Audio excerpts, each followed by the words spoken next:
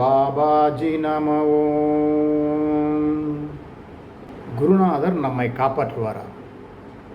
குருநாதரை நாம் தேர்ந்தெடுக்க முடியுமா? அல்லது குருநாதர் நம்மை தேர்ந்தெடுப்பார்? இந்த கேள்விகளுக்கெல்லாம் விடை காண இந்த காணொளியை காணுமாறு வேண்டி கேட்டுக்கொள்கிறேன்.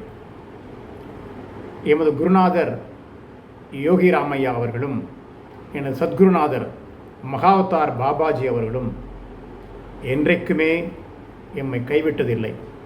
எம்மை தேர்ந்தெடுத்து அவர் தன்னுடைய பணிகளை செய்து கொண்டிருக்கிறார், இன்னமும் செய்ய வைக்கிறார். அதுதான் உண்மை. குருநாதரை நாம் எக்காலகட்டத்திலும் தேர்ந்தெடுக்க முடியாது. குருநாதர் நம்மை தேர்ந்தெடுப்பார். இவன் யோகியன், இவன் நல்லவன், இவன் நமது ஆன்மீக பணிக்கு தகுதியானவன் என்று அந்த இலக்கணங்கள் சரியாக பொருந்தினால் மட்டுமே குருநாதர் நம்மை தேர்ந்தெடுப்பார். நம்மை தேர்ந்தெடுத்து வழிகாட்டுவார். அவருடைய ஆன்மீக பணிக்கு மட்டுமல்லாமல் நமது லௌகீக வாழ்க்கைக்கும் அவர் பெரிதும் உதவி வருவார். அந்த உதவி சாதாரண உதவியாக இருக்காது, மாபெரும் சக்தி. எந்த இன்னல்கள் வந்தாலும் களை தெரிந்து விடுவார். இன்னல்களை களை தெரிவதில் அவருக்கு நிகர் அவரே, இன்னொருவர் அல்ல. ஸ்ரீ மகாவதார் பாபாஜியை பற்றி நான் சொல்லி யாருக்கும் தெரிய வேண்டிய அவசியமில்லை. நீங்கள் முதலிலேயே கேள்விப்பட்டிருப்பீர்கள். இந்த மகாவதார் பாபாஜி என்ற பெயரே ஒரு அதிக ஆற்றல் சக்தி கொண்ட காந்த சக்தி போல் இழுத்து கொண்டு வந்துவிடும். அந்த காந்த சக்தி பெயர் இழுக்கும், நம்ம அனைவரையும் இழுக்கும். ஆனால் அவரிடம் நாம் பயில வேண்டுமானால், மாணாக்கனாக இருக்க வேண்டுமானால், அவருடைய வழிகளை, அவருடைய நற்பண்புகளை கற்றுக்கொண்டு அவரிடம் ஒழுங்காக செயலாற்ற வேண்டும். நமது வழிகள் அத்தனையும் நேர்மையாக இருக்க வேண்டும்.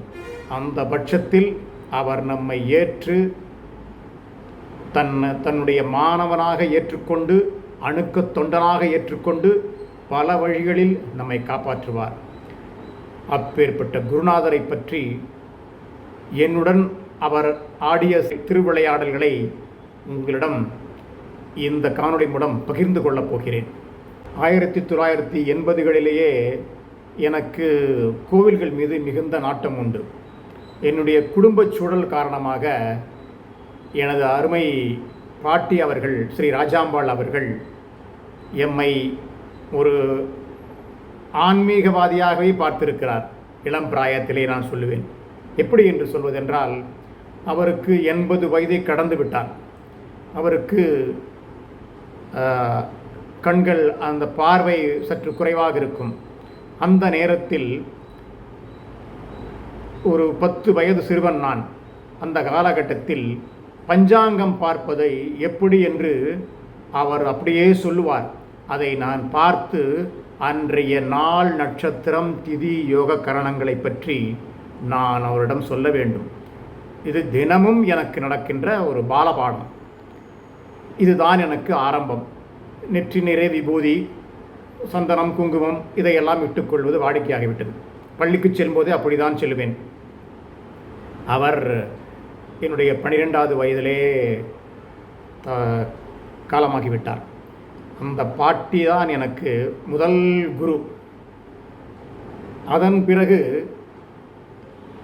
80களில் என்னுடைய பயணம் ஸ்ருங்கேரியையும், மூகாம்பிகையும், உடுப்பியும், குக்கே சுப்பிரமணியம் போன்ற திருத்தலங்களை, கர்நாடக மாநிலத்தில் அத்தனை திருத்தலங்களையும் என்னை வலம் வர வைத்தது. ஒரு நண்பர் மூலமாக அந்த பயணம் என்னை தொடர்ந்து சென்று கொண்டிருந்தது. அதன் பிறகு தமிழக கோயில்களிலும் நிறைய போயிருக்கிறேன். பழனி, திருவண்ணாமலை, மயிலை கற்பகாம்பாள் கபாலீஸ்வரர் திருத்தலம், மாங்காடு காமாட்சி, திருவேற்காடு அன்னை, இப்படி பல்வேறு திருத்தலங்களில் வலம் வந்திருக்கிற பாக்கியம் எனக்கு குருநாதர் அருளியிருக்கிறார் என்று தான் சொல்ல வேண்டும். திருவண்ணாமலை கிரிவலமும் கபாலீஸ்வரர் திருத்தலமும் எனக்கு ஒரு ஞானபீடம் என்று தான் சொல்ல வேண்டும். மயிலை கபாலீஸ்வரரை பிரதோஷ வேளையில் தரிசித்துவிட்டு பௌர்ணமி அன்று கிரிவலம், அதாவது இதெல்லாம் 90களில் கணக்கே கிடையாது, கிரிவலம் வந்திருக்கிறேன். அருணாச்சலேஸ்வர அருமையை நான் அடியேன் புரிந்து கொண்டிருக்கிறேன். யோகிராம் சூரத்குமாரின் தரிசனமும் ஆசியும் அப்பொழுது எனக்கு கிட்டியது. அதன் பிறகு தினந்தோறும் வீட்டிலேயே ஸ்படிகலிங்கத்துக்கு அபிஷேகம், திருவாசகம், தேவாரம் படிப்பது போன்ற செயல்பாடுகளில் ஈடுபட்டு கொண்டிருந்தேன். 2004 காலகட்டத்தில் சபரிமலைக்கும் நான் யாத்திரை செல்வது உண்டு. அந்த 2004 காலகட்டத்தில் சபரிமலைக்காக மாலை அணிந்து கொண்டு செல்ல ஏற்பாடாகியிருந்தது. சபரிமலை யாத்திரை முன்னமே குறிப்பிட்ட ஓணம் அன்றைக்கு அங்கு இருக்க வேண்டும் என்பது ஒரு பிரார்த்தனை. ஏனென்றால் என்னுடைய திருநட்சத்திரம் திருவோணம். ஓணத்தன்று அங்கு சபரிமலை சாஸ்தாவை தரிசிக்க வேண்டும் என்பது எனது திண்ணம். ஆனால் அது ப்ரீபோண்டாகி, அதாவது முன்னமே ஏற்பாடாகி சென்று வந்துவிட்டோம். ஓணம் அன்று எங்களுடைய குடும்ப நண்பர் விஜே சுவாமி என்று அழைக்கக்கூடிய பி ஜோதி சுப்பிரமணியம் அவர்கள், நாளைக்கு ஓணம், நாம் அனைவரும் புட்டபர்த்தி செல்லலாம் என்று, பகவான் சத்யசாயை தரிசனம் பெறலாம் என்று ஏற்பாடுகள் செய்கிறார். அன்று எதிலேயுமே டிக்கெட் கிடைக்கவில்லை. எப்படியோ என்னிடம் ஒரு டெம்போ டிராவலர் இருந்தது. அதை பிடித்து கொண்டு, அந்த டெம்போ டிராவலரின் கதை பிறகு சொல்கிறேன், அதை பிடித்து கொண்டு நாங்கள் அடுத்த நாள் காலை விடியற் காலையில் புட்டபர்த்தி சென்று அடைந்தோம். அங்கு பகவான் சத்யசாயை தரிசித்துவிட்டு அவருடைய ஆசி பெற்றுக்கொண்டு அந்த இடத்தில் இருக்கும்போது, அந்த சன்னிதானத்தில் இருக்கும் பொழுது எனக்கு ஒரு செய்தி வந்தது. ஏன் ஒரு ஆன்மீக பத்திரிகையை தொடங்கக்கூடாது என்று.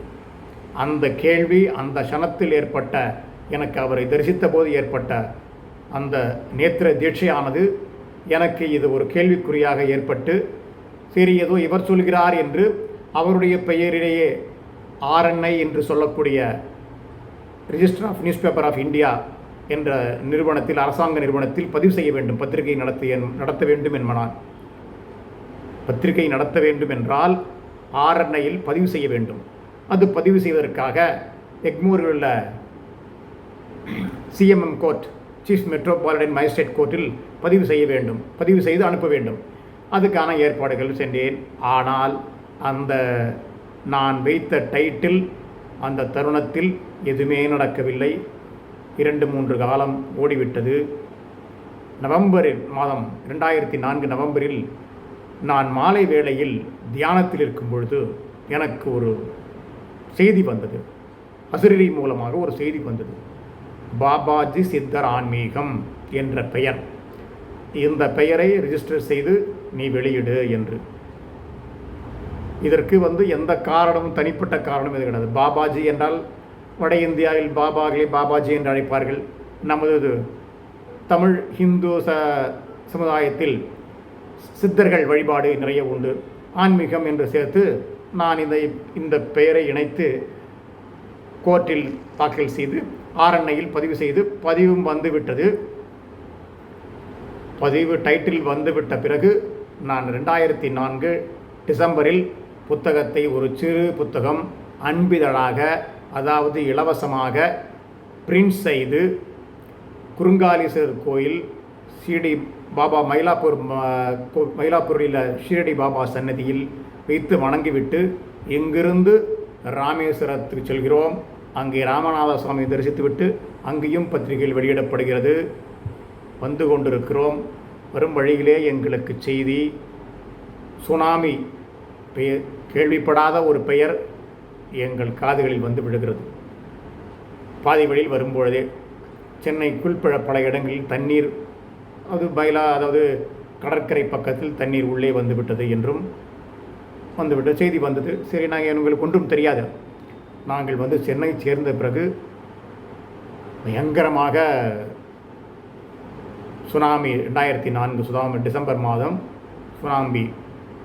சுனாமி என்ற பெயர் அப்பொழுதுதான் நமக்கு தெரிகிறது. அந்த தருணத்தில் தான் இந்த பத்திரிகையெல்லாம் வெளியிட்டு நாங்கள் அனுப்பி கொண்டிருக்கிறோம். அப்பவும் எனக்கு மகாவதார் பாபாஜியின் அறிமுகம் இருக்கிறதே ஒழிய அவரை பற்றி எந்த ஒரு பெரிய குறிப்புகளும் இல்லை. பரங்கிப்பேட்டையில் அவருடைய திருத்தலம் இருக்கிறது என்பது தெரியும். வட இந்திய இமயமலையில் அவர் வாசம் இன்னும் செய்து கொண்டிருக்கிறார் என்பது உண்மை. ஆனால் அது மட்டுமல்ல, அவர் சர்வவியாபி. மகாவதார் பாபாஜி சர்வவியாபி, எல்லா இடத்திலும் நீக்கமர நிறைந்திருக்கிறார். இதை இன்னொரு தருணத்தில் எனக்கு ஏற்பட்ட ஆழ்வார்பேட்டையில் ஏற்பட்ட அனுபவத்தை நான் உங்களுக்கு வேறொரு காணொலி மூலம் உங்களுக்கு சொல்கிறேன்.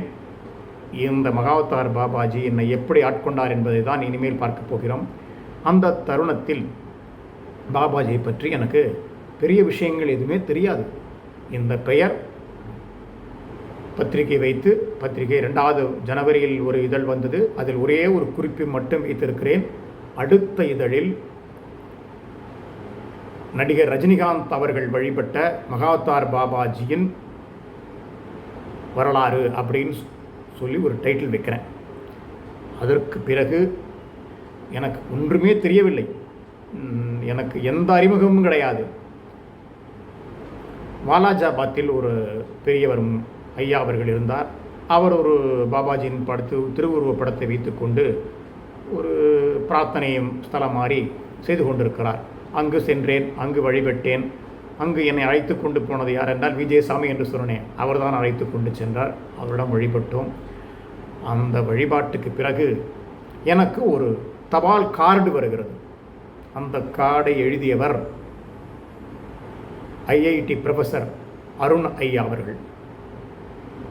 அவர் என் குருநாதர் யோகிராம் ஐயாவுடன் நீண்ட நாள் அணுக்கத் தொன்றாக பயணித்தவர். அவர் எனக்கு கடிதம் எழுதுகிறார். சாந்தோமில் கிரியா பாபாஜி யோக சங்கம் என்று ஒன்று இருக்கிறது. அங்கே வியாழன் அன்று நீங்கள் வந்து என்னை சந்தியுங்கள் என்று எனக்கு கடிதம் எழுதிவிட்டு வெறும் போஸ்ட் கார்டில் அவர் எழுதுகிறார். அந்த கடிதத்தை எடுத்துக்கொண்டு வியாழக்கிழமை அன்று நான் கிரியா பாபாஜி யோக சங்கம் அருளானந்தம் திரு சாந்தோமுக்கு மாலை வேளையில் சந்திக்கப் போகிறேன். அங்கு நான் தேடிய ப்ரொஃபஸர் ஐஐடி ப்ரொஃபஸர் அருணையா அவர்கள் அங்கு எனக்கு கிடைக்கவில்லை. அதற்கு மாறாக அந்த கிரியா பாபாஜி யோக சங்க திருத்தலத்தில் முதல் அறிமுகமான நண்பர் கிருஷ்ணன் அவர்கள். அவரும் யோகியாருடன் நீண்ட நாள பயணித்த அணுக்கத் தொண்டர். அந்த யோகிராமி அணுக்கத் தொண்டர் கிருஷ்ணர் அவர்கள் எனக்கு இருங்கள், போருங்கள், இங்கு வந்து இது திரு வெங்கட் சுப்பிரமணியம் அவர்கள் வருவார்கள், அவரிடம் நீங்கள் பேசுங்கள், இங்கு அருண் ஐயா இங்கு வருவதில்லை, அவரிடம் பேசுங்கள், அவர் உங்களுக்கு சரியான வழிகாட்டுதல் செய்வார் என்று என்னிடம் வெங்கட் சுப்பிரமணியம் அவர்களிடம் அறிமுகம் செய்து வைத்தார். திருமிகு வெங்கட் சுப்பிரமணியம் அவர்கள் இன்றைக்கு இந்தியா சாப்டரில் கிரியா பாபாஜி யோக சங்கத்தின் தலைவர் அவர்தான் இன்று குருஸ்தானத்திலிருந்து பல அன்பர்களுக்கு கிரியா யோக தீட்சை அளித்து கொண்டிருக்கிறார். அவரும் யோகியாரின் அணுக்கத் தொண்டர், நீண்ட காலம் யோகியாரிடம் அனுபவம் பெற்றவர். யோகி ராமையா அவர்கள் இந்த சென்னையில் இருக்கும் இந்திய தலைமையான கிரியா பாபா யோக சங்கத்தின் தலைவராக அந்த பொறுப்பை அவரிடம் ஒப்படைத்தார். அவர் இன்னமும் சிறப்பாக இந்த பணியை செய்து கொண்டிருக்கிறார். வெங்கட் சுப்பிரமணியம் அவர்கள் எம்மை பற்றி யோகரிடம் திரு யோகி ராமையாவிடம் அறிமுகம் செய்து வைக்கிறார். தொலைபேசியில் அவர் யோகி ராமையா பற்றி நான் கேட்கும் பொழுது அவர் இங்கு இல்லை. அவர் பல நேரம் வெளிநாடுகளிலும் இருப்பார். சில நேரங்களில் கானாடு காத்தானில் உள்ள அவருடைய இன்னொரு ஆசிரமம், அது வீடு, இன்னும் சொல்லப்போனால் அங்கு ஒரு பாபாஜி திருத்தலம் இருக்கிறது. அதாவது 14 சித்தர்கள் திருத்தலம். அத்தலத்திலுமே பாபாஜியின் திருவுருவ சிலையை நிறுவி அங்கு இன்னமும் பூஜைகள் நடந்து கொண்டு வருகின்றன. இப்படி இந்த கானாடு காத்தானில் இருப்பார் என்று சொல்லி எனக்கு தொலைபேசி மூலமாக அறிமுகம் செய்து வைத்தார். நான் அவரிடம் பேசிவிட்டு சொல்கிறேன், நீங்கள் எப்பொழுது சென்று அவரை சந்திக்கலாம் என்றெல்லாம் என்னிடம் சொன்னார் திரு வெங்கட் சுப்பிரமணியம் அவர்கள். பிறகு ஒரு 4-5 நாட்கள் கழித்து அண்ணா நகரிலிருந்து டாக்டர் நடராஜன் அவர்கள் என்னை தொலைபேசியில் தொடர்பு கொண்டு தன்னை அறிமுகப்படுத்தி கொண்டார். நான் உங்களை பற்றி யோகியாரிடம் சொல்லியிருக்கிறேன், நீங்கள் யோகி ராமையாவிடம் சென்று அவருடைய ஆசிகள் வாங்கிக் கொள்ளுங்கள், அவரிடம் பேசுங்கள். முதலில் அவர் உங்களுக்கு நிறைய செய்திகளை பாபாஜி பற்றி தருவார். நீங்கள் இங்கிருந்து கானாடு காலத்தின் புறப்போ சென்று பாருங்கள். அவர் உங்களுக்காக அப்பாயின்மெண்ட்டை நான் அவரிடம் பெற்றுத்தருகிறேன் என்று எனக்கு வெங்கட் சுப்பிரமணியம் அவர்களும் திரு டாக்டர் நடராஜன் அவர்களும் ஏற்பாடு செய்து நான் யோகியாரை ஒரு நாள் அங்கு சந்திக்க கானாடு காத்து சென்றேன். அந்த கானாடு காத்தானில் என்னுடைய குருநாதர் யோகி ராமையா அவர்களை சந்திக்கும் பொழுது எனக்கு அவர் பெயரை சொல்லும் பொழுதே, அந்த தருணத்தை நினைக்கும் பொழுதே இப்பொழுது ஏதோ என்னுடைய உடம்பு பூராக மின்சாரம் பாய்வது போல் இருக்கிறது. அவரை சந்தித்து நமஸ்காரம் செய்துவிட்டு அவருடைய நிறைய கேள்விகள் கேட்டேன். அந்த கேள்விகளுக்கெல்லாம் ஒரு வரியில் தான் பதில் சொன்னார். என்னை பற்றி விசாரித்து விட்டார், அத்தனையும் விசாரித்து விட்டார். நான் சொல்லிவிட்டேன். அவர் ஒரே வரியில், கரூரில் மாநாடு நடக்கிறது, அங்கு வாருங்கள், அங்கு வந்து தெரிந்து கொள்ளுங்கள் என்று என்னிடம் சொல்லிவிட்டார். பிறகு நான் அவர்கிட்ட விடை பெற்று கொண்டு சில புகைப்படங்களை எடுத்துக்கொள்கிறேன், கானாடு காத்தன் கோவிலை அப்படி என்று சொன்னேன். அவர் தாராளமாக எடுத்துக்கொள்ளுங்கள் என்று சொல்லிவிட்டு, நீங்கள் இங்கிருந்து ஆதனூர் செல்ல வேண்டும், அங்கே ஒரு நமது மருத்துவமனை, ஆதனூரில் ஒரு மருத்துவமனை இருக்கிறது, அங்கு போய் சென்றுவிட்டு வாருங்கள் அப்படி என்று என்னிடம் என்ன சொன்னார். எப்படி செல்வது என்று கேட்டேன். சைக்கிள் எடுத்துக்கிட்டு போங்க அப்படின்னு சொன்னார். சைக்கிள் ஓட்டு ரொம்ப நாள் ஆச்சு, சைக்கிள் எடுத்து கொண்டு போங்க, அல்லது சிறிய பஸ் வரும், அதற்கான நேரமெல்லாம் எனக்கு தெரியாது, அது சில நேரம் வரும், சில நேரம் வராமல் போய்விடும் என்று சொன்னார். நான் எப்படியோ அங்கிருந்து சிற்றுந்து மூலம் அந்த இடத்தில் போய் அடைந்தேன். அதாவது அது தொலைவில் இருக்கிறது, 2 கிலோமீட்டர் தொலைவில் இருக்கும். அங்கே இறக்கி விட்டார்கள். அங்கிருந்து நடந்து சென்றேன். என் கூட யாரோ ஒரு நண்பர் வந்து விட்டார், யார் என்று தெரியவில்லை, பாபாஜி அனுப்பியிருப்பார் போல் தெரிகிறது. அவர் கூட நடந்து சென்று அங்கு இருக்கிற மருத்துவமனை அடைந்தேன். அங்கு ஒரு ஆச்சரியமான விஷயம், நான் என்ன கேள்வியெல்லாம் கேட்டேனோ அந்த கேள்வி, யோகியாரிடம் கேட்ட கேள்வி அத்தனைக்கும் அங்கு இருந்த நபர் எனக்கு நான் கேட்காமலேயே அத்தனை கேள்விக்கும் அவர் தொடர்ந்து என்னிடம் பதில் சொல்லி கொண்டு வந்தார். எனக்கு மிகவும் ஆச்சரியமாக இருந்தது. அங்கிருந்தது சிறிய தம்பி தான். அந்த தம்பி யோகியாரிடம் நான் கேட்ட கேள்விகள் அத்தனைக்கும் எனக்கு பதிலளித்தார். அந்த பதில் கேட்டு நான் ஆச்சரியம் அடைந்து விட்டேன். அடுத்து என்னுடைய பிரயாணம் கரூரை நோக்கி சென்றிருந்தது. கரூரில் 2 நாள் மாநாடு. அந்த மாநாடில் நான் பங்கேற்றேன். யோகியார் உரை நிகழ்த்தினார், இன்னும் சில அன்பர்கள் உரை நிகழ்த்தினர், திரு வெங்கட் சுப்பிரமணியம் அவர்களும் உரை நிகழ்த்தினர். அதை கேட்டேன். கேட்டுவிட்டு யோகியார் சொன்னார், தீபாவளி சமயத்தில் கிரியாயோகா வகுப்புகள் கரூரில் நடைபெறும், அப்பொழுது நீங்கள் வந்து பங்கேற்கலாம் என்று சொல்லிவிட்டார். நான் சென்னை வந்துவிட்டு என் வேலையெல்லாம் முடித்துவிட்டு தீபாவளி சமயத்தில் அங்கு போகிறேன். அங்கு என்னவென்று சொன்னால், எனக்கு முன்னால் 50வது தீட்சை வழங்கும் ஆண்டுக்கு ஒரு இடம் தான் நடக்கும். 50வது ஆண்டு 50வது நிகழ்ச்சி நடக்கிறது. 49 பேர் எனக்கு முன்னாடி தேர்வாகிவிட்டனர். ஒரே ஒரு இடம், 50வது மாணவனாக திரு வெங்கட் சுப்பிரமணியம் அவர்கள் யோகியாரிடம் சொல்ல, யோகியார் எனக்கு சில நிபந்தனைகளை விதிக்கிறார். நீங்கள் பத்திரிகை என்று சொல்லிவிட்டு சென்னை செல்லக்கூடாது, சரியாக வகுப்புக்கு கால நேரத்துக்குள் வந்துவிட வேண்டும். கால நேரம் தவறிவிட்டால், 1 நிமிடம் தவறினால் கூட டோர் லாக் செய்து விடுவார். இங்கு தான் இருக்க வேண்டும், இங்கு தங்கிதான் நீங்கள் பயில வேண்டும் என்று 15 நாட்கள், கடுமையான நாட்கள், இங்கிருந்து தான் உங்களுக்கு கிரியாதீட்சை வழங்குவேன் என்று சொல்லி எனக்கு தீபாவளி அன்று, 2005 தீபாவளி அன்று என் குருநாதர் யோகி ராமையா அவர்கள் எனக்கு கிரியாதீட்சை அளித்தார். அவர்களுக்கு என்னுடைய பணிவான நன்றிகள், கோடான கோடி நன்றிகளை தெரிவித்துக் கொள்கிறேன். அந்த குருநாதர் கரம் நீட்டி தொட்டுக்காட்டி இட்டுக்காட்டியவர் தான் எங்கள் மகாவதார் பாபாஜி. மகாவதார் பாபாஜி சாமானியமானவர் அல்ல. ஆனால் சாமானியர்களுக்கும் அருள் புரிபவர். அந்த மகான் தன் மாணவனை தேர்ந்து விடுத்து விட்டால் அந்த சீடனுக்கு எது நிகழ்ந்தாலும் அதை அவர் தடைகளை தகர்த்தெறிந்துவார், துயரங்களை துடைத்தெறிவார், இன்னல்களை களைத்தெறிவார். அப்பேற்பட்ட பெரிய மகான் மகாவதார் பாபாஜி. அவருடைய அருளாடல்களை சொல்லிக்கொண்டே போகலாம். இப்படித்தான் என்னை பாபாஜி ஏற்றுக்கொண்டார். பாபாஜி தான் என்னை மாணவனாக ஏற்றுக்கொண்டார். நான் குருவை கண்டுபிடித்து விட்டேன் என்று சொல்வதெல்லாம் அகந்தை. யாரும் குருவை கண்டுபிடித்து விட முடியாது. குருவானவர் தான் இந்த மாணவன் ஒழுக்கமானவன், நேர்மையுள்ளவன், நம் பணிக்கு நமக்கு சீடனானவன் என்று எண்ணி அவனை தேர்ந்தெடுப்பார். அவர் வழி காட்டுதல்படி நாம் நடந்து கொண்டால் எந்த பிரச்சனை வந்தாலும் சரி, எந்த இடர்கள் வந்தாலும் சரி, துயரங்கள் துன்பங்கள் எது வந்தாலும் சரி களைத்தெறிந்து விடுவார். வாழ்க்கையில் சந்தோஷத்தையும் நிம்மதியும் நமக்கு ஆன்மீகத்தின் வழியாக எப்பொழுதும் கூறிக்கொண்டே இருப்பார், சொல்லிக்கொண்டே இருப்பார், வழிகாட்டுவார். அந்த வழிகள் நாம் சென்றால் நிச்சயம் உயர் ஆன்மீக வாழ்க்கையில் வெற்றி அடைவோம்.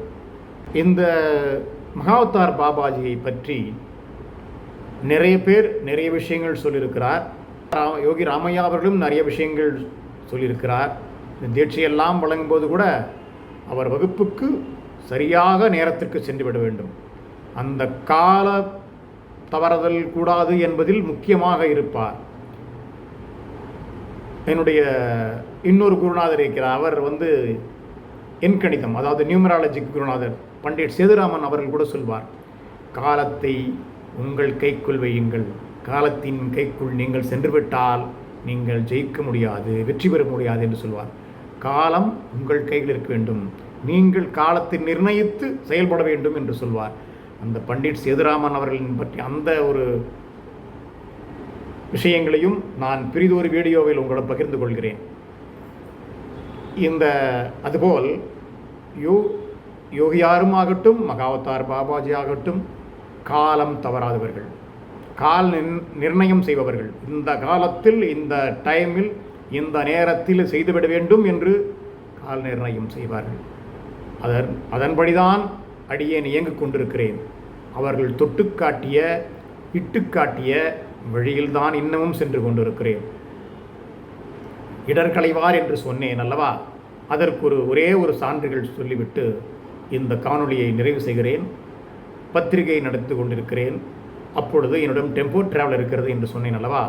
அந்த டெம்போ டிராவலர் விஷயமாக சில நிதி பிரச்சனைகளுக்காக நான் அந்த நிறுவனத்திடம் செல்ல வேண்டிய நிர்பந்தத்திற்கு ஆளானேன்.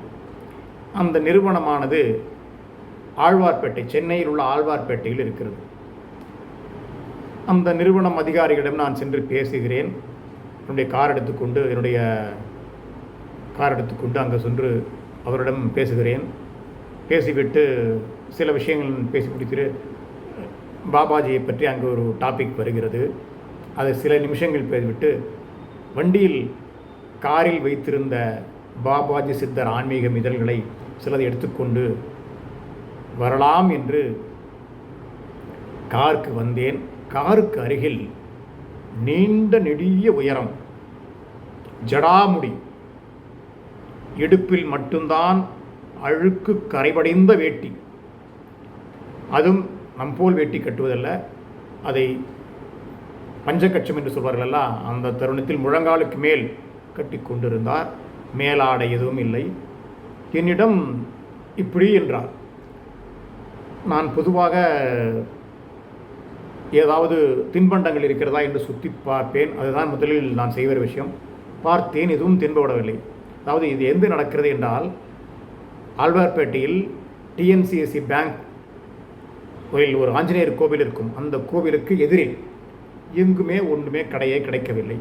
உடனே என்னுடைய சில்லறை காசுகளை எப்பவும் இடது பாக்கெட்டில் வைத்திருப்பேன். அந்த பேன் பாக்கெட்டில் கைவிட்டு இப்படி அள்ளினேன். இப்படி இடது கையிலேயே கொடுத்தேன். அள்ளினேன், கொடுத்தேன், என்னவில்லை, ஒன்றுமில்லை. அவர் வாங்கி கொண்டு ஒரு புன்னகை பூத்தார் அல்லவா, அந்த புன்னகை இன்னும் என் நினைவில் இருக்கிறது. புத்தகம் எடுத்துக்கொண்டு போய் அந்த நிதி நிறுவன அதிகாரிடம் கொடுத்துவிட்டு 2 நிமிஷம் உரையாடிவிட்டு, 2 நிமிஷம்தான் உரையாடிவிட்டு, நான் மீண்டும் வரைக்கும் சந்திக்கிறேன் என்று சொல்லிவிட்டு நான் காருக்கு வந்து கார் எடுத்துக்கொண்டு இவரை தேடுகிறேன். சுற்றி 2 கிலோமீட்டர் தேடுகிறேன். இசபெல்லா ஹாஸ்பிட்டல் இந்த வழியெல்லாம் சென்று பார்க்கிறேன். இவர் எங்கும் தென்படவில்லை, மறைந்து விட்டார். அவர் யார் என்று எனக்கு சரியாக தெரியவும் இல்லை. நான் அதை பற்றி விட்டுவிட்டேன். இந்த பிரச்சனை, எனக்கு நிதி பிரச்சனை என்று சொன்னேன் அல்லவா, அது அப்படியே முடிந்துவிட்டது. பிறகுதான் நான் யோசித்து பார்த்தேன், வந்து நம்மிடம் யார் வந்து அங்கே அந்தவர் யார் என்று என்னை தேடிக்கொண்டே மனதில் ஓடிக்கொண்டே இருந்தது. அவர்தான் மகாவதார் பாபாஜி. மகாவதார் பாபாஜி தான் என்னிடம் வந்து, கவலைப்படாதே, நான் இருக்கிறேன் என்று எனக்கு அறிவுறுத்தி என்னை அந்த நிதி பிரச்சனையிலிருந்து ஆற்ற மகான் என்று சொல்வேன். இது போன்ற நிறைய நிகழ்வுகளை சொல்லிக்கொண்டு போகலாம். இந்த ஒரு காணொலியே நீண்டதாக ஆகிவிட்டது. இன்னும் இது போன்ற பல காணொளிகள் உங்களுக்கு நான் அளிக்க காத்திருக்கிறேன். இந்த காணொளியை நீங்கள் கண்டு மகாவதார் பாபாஜியை தரிசியுங்கள். உங்களுக்கு அவர் தரிசனம் கிட்டும். அவருடைய அணுக்கத் தொண்டனாக வேண்டும் என்றாலும், மாணவனாக ஆக வேண்டும் என்றாலும், நன்னடத்தை, நன்னெறிகள், நல்வழிகள் இது இருந்தால் மட்டுமே அவரிடம் அணுக்கமாக இருக்க முடியும். அவர் உங்களை மாணாக்கனாக, சீடனாக, பக்தனாக ஏற்றுக்கொள்வார் அல்லது கைவிட்டு விடுவார். ஜாக்கிரதையாக இருந்து கொள்ளுங்கள். இது எச்சரிக்கை, இது எச்சரிக்கை. ஆனால் அவர் போன்ற ஒரு மகான், ஒரு குரு நமக்கு கிடைப்பதற்கெல்லாம் பெரும் பாக்கியம் செய்திருக்க வேண்டும். எந்த ஜென்மாந்திர ஜென்ம தொடர்போ எம்மை அவர் இது தன்னுடைய மாணவனாக, சீடனாக, அவருடைய வழிகாட்டுதலின் நடப்பவனாக, அவருடைய வழிகாட்டுதலின்படி நடப்பவனாக என்னை ஏற்றுக்கொண்டிருக்கிறார் என்று நான் நினைத்து கொண்டிருக்கிறேன். இன்றளவும் ஆகிவிட்டது. இன்று 20 ஆண்டுகளுக்கு மேலாக ஆகிவிட்டது. எனக்கும் அவருக்குமான நெருக்கம், அணுக்கம் என்ன சொல்வது. அந்த மகான், என்னுடைய குருநாதர் யோகி ராமையா அவர்களும் சரி, மகாவதார் பாபாஜி அவர்களும் சரி, என்னை நடத்தி சென்று கொண்டிருக்கிறார்கள். அவர்களின் வழிகாட்டுதலின்படியே அடியேன் நடந்து கொண்டிருக்கிறேன். இது போன்ற அவருடைய திருவிளையாடல்கள் ஏராளமாக இருக்கிறது. அதையெல்லாம் பெரிதொரு காணொளியில் நாம் காண இருக்கிறோம். உங்களிடமிருந்து விடைபெறுகிறேன். இந்த காணொளியை உங்கள் நண்பர்களுக்கு ஷேர் செய்யவும், சப்ஸ்கிரைப் செய்யவும், பெல் பட்டனை அமுக்கி எமக்கு ஆதரவு தாருங்கள். இது பக்தி சம்பந்தப்பட்டவான, ஆன்மீக சம்பந்தப்பட்ட அத்தனை கருத்துகளும் உங்களிடம் பகிர்ந்து கொள்ள நான் தயாராக இருக்கிறேன். உங்கள் ஆதரவோடு உங்களிடமிருந்து விடைபெறுகிறேன். நன்றி, வணக்கம். ஓம் கிரியா பாபாஜி நமோ.